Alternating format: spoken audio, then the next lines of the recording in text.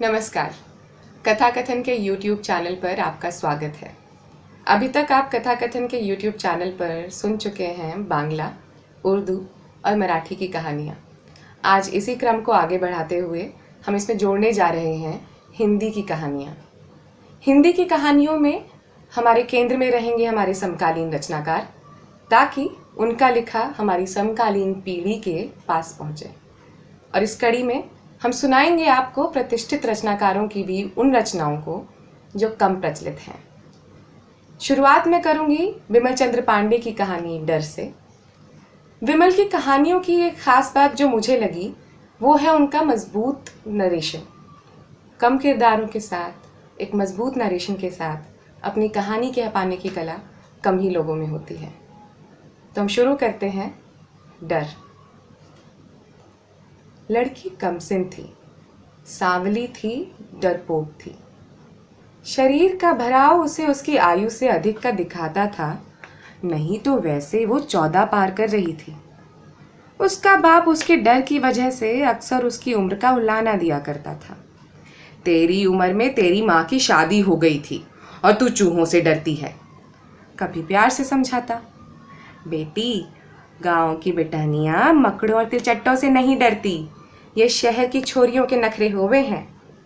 लेकिन लड़की कुछ चीज़ों से हमेशा डरती रही थी, चूहों से, अंधेरे से, तिलचट्टों से, भूतों से।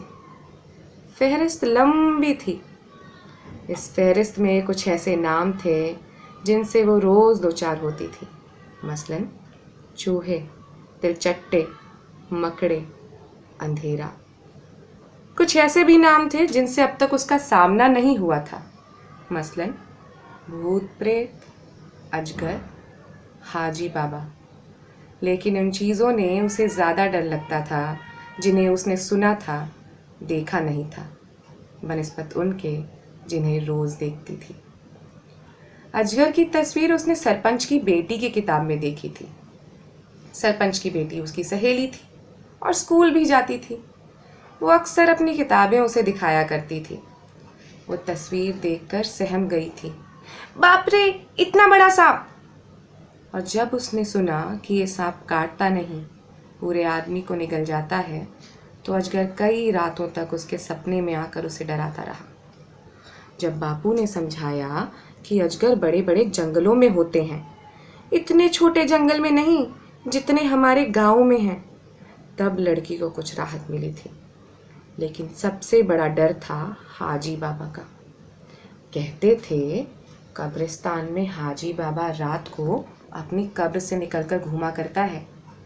लड़की बाबा से इतना डरती थी कि रात को अपनी झोपड़ी से बाहर भी नहीं निकलती थी। आज जब अंधेरी रात में उसे उसी रास्ते से जाना पड़ रहा था तो उसकी टांगें कांप रही थी, उसकी सांसें धौंकने की तरह चल रही थी और कदम जैसे तुरंत मंजिल पर पहुंच जाना चाह रहे थे। दिमाग में हालांकि डर से अधिक बाप की खून की उल्टियां नाच रही थीं, लेकिन कब्रिस्तान तक पहुंचते ही दिमाग से हर बात को निकालकर डर ने कब्जा जमा लिया। लड़की बहुत तेज कदमों से चलने लगी। वो जल्दी से जल्दी दूसरे गांव डॉक्टर के घर पहुंच जाना चाह रही थी। अब तक बाप का इलाज गांव का वैद्य ही कर रहा था, लेकिन खून की उल्टियों के दौरे रुकने की बजाय बढ़ते गए। आज जब दौरा पड़ा तो खून के साथ मांस का टुकड़ा भी आया।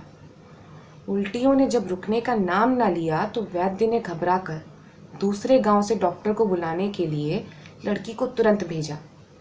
घर में बाप बेटी के अलावा कोई तीसरा था भी नहीं जो इतनी रात में 3 मील का रास्ता तय करके डॉक्टर को बुलाने जाता। अचानक उसे लगा जैसे कोई उसके पीछे पीछे चल रहा है। उसे अपने कदमों में किसी और के कदमों की सम्मिलित आवाज़ सुनाई देने लगी। शरीर के भीतर एक ठंडी लहर उठी और पूरा शरीर एक बार कंपकपा उठा। कदमों की रफ्तार उसने तेज़ कर दी।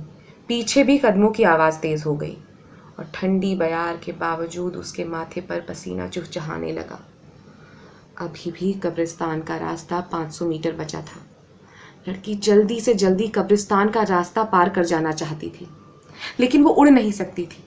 पीछे घूमकर देखना भी उसके बस में नहीं था। उसे पक्का विश्वास था कि पीछे कब्रिस्तान से निकलकर हाजी बाबा ही आ रहा है। हवाएं अलग अलग पेड़ों के पत्तों से टकराकर अलग अलग आवाज़ें निकाल रही थी। इन आवाज़ों को भले ही कोई प्रकृति की सुंदरता और मनोहरता मानता हो, लड़की के लिए ये आवाज़ें उसके डर को कई गुना बढ़ाने वाली थीं। ज़मीन पर पड़े सूखे पत्तों पर जब उसके कदम पड़ रहे थे तो उनके चरमराने की आवाज़ ऐसी लग रही थी मानो पत्ते पैरों से कुचले जाने के कारण चित्कार कर रहे हों। भय का साम्राज्य लड़की के पूरे वजूद पर हावी हो रहा था। उसने एक गीत गाने की कोशिश की जो उसकी माँ गाया करती थी। 2 साल पहले जब माँ मरी तो लड़की को गीत पूरा ज़बानी याद हो चुका था, मगर फंसी फंसी आवाज़ ने विचारों का साथ नहीं दिया। जब गीत की एक पंक्ति लड़की के मुंह से निकली तो रात के सन्नाटे को चीरती हुई दूर तक निकल गई। लड़की को अपनी ही आवाज़ बिल्कुल पहचान में नहीं आई और वो उस अजनबी आवाज़ को सुनकर डर गई। उसके गीत का एक पत्थर सन्नाटे की झील की शांति को भंग कर गया। लड़की मन ही मन गीत गाने लगी। माँ बहुत अच्छा गाया करती थी। माँ को तो जलाया गया था, उसे दफनाया नहीं गया था। क्या इसीलिए माँ से डर नहीं लगता? दफनाने और जलाने का फ़र्क उसे कभी समझ में नहीं आया। तौहिद चाचा तो इसी कब्रिस्तान में दफनाया गया था। यहाँ से गुजरने पर उनका चेहरा याद आना और डर लगना स्वाभाविक ही है। मान लो हाजी बाबा के बारे में तो सिर्फ सुना ही है, पर तौहिद चाचा तो अभी 3 महीना पहले तक उसके घर आया करते थे। उसे लगा जला देना ही ठीक है, किसी को भूत बनने का मौका ही ना मिले। नहीं तो कब्रिस्तान में रात को अपनी कब्र से निकलकर भूत बनकर उफ। तौहिद चाचा का चेहरा याद आ जाने पर लड़की मन में भी गीत गाना भूल गई। कितनी जोर जोर से ठहाके लगाकर हंसते थे। उसे लगा जैसे वो पीछे पलटी तो तौहिद चाचा उसके ठीक पीछे ठहाके लगाते दिख जाएंगे। वो सिहर उठी। दिमाग में तौहिद चाचा की ठहाकेदार हंसी गूंजने लगी। दिमाग में एक साथ कई विचार घूम रहे थे, लेकिन सभी विचारों को अचानक विराम मिल गया। लड़की के हाथ पर पानी की एक बूंद गिरी, फिर दूसरी, तीसरी, चौथी। Tip tip tip tip tip tip. पानी से बचने के लिए लड़की ने चारों तरफ देखा। इसी बहाने एक झटके में पीछे भी देख लिया। पीछे कोई नहीं था। उसने फिर पीछे देखा। कई बार पीछे देखकर उसने अपने डर पर काबू पाने की पूरी कोशिश की। कब्रिस्तान करीब 100 मीटर पीछे छूट चुका था। शायद भ्रम रहा हो किसी का चलना, या कब्रिस्तान खत्म हो गया इसलिए वो भी वापस। बारिश तेज होने लगी। दूसरे गांव की सीमा शुरू हो चुकी थी। इस गांव के दूसरे किनारे से सड़क जाती थी, इसलिए ये गांव कुछ विकसित था। इसमें कई पक्के घर भी थे, जिसमें एक शानदार घर उस डॉक्टर का भी था जिसे कई गांवों से लोग बुलाने आया करते थे।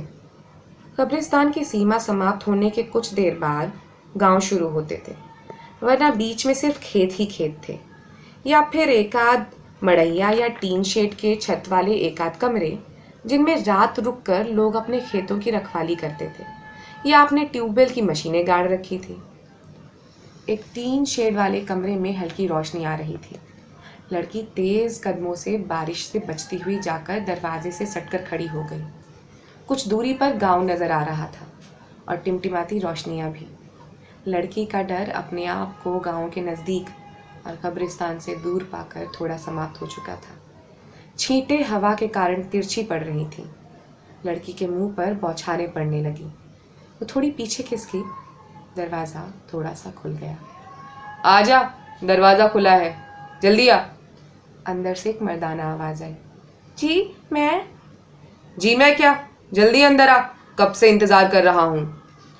आवाज़ में कड़कपन और आदेश था। लड़की सहम कर अंदर प्रवेश कर गई। अंदर एक मोटा आदमी चारपाई पर बैठा हुआ था। तिपाई पर बोतल, गिलास और नमकीन रखे हुए थे। लड़की ने उसके चेहरे को ध्यान से देखा।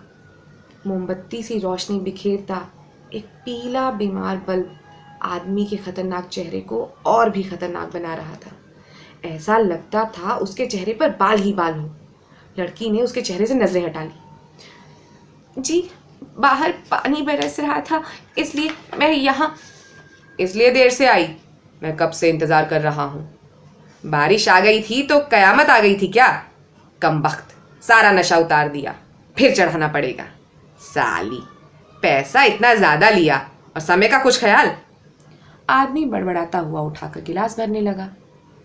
अब वहां क्या खड़ी है? यहाँ चारपाई पर बैठ। माधव तो कह रहा था तू बड़ी मुंहजोर है, मगर मुझे तो लगता है तेरे मुंह में जबान ही नहीं। आदमी गिलास खाली करने लगा। लड़की ने उसके आदेश का पालन किया और चारपाई पर बैठ गई। वो उसके चेहरे की ओर देखने की हिम्मत नहीं जुटा पा रही थी। नजरें नीची कर अपने नाखून कुतरने लगी।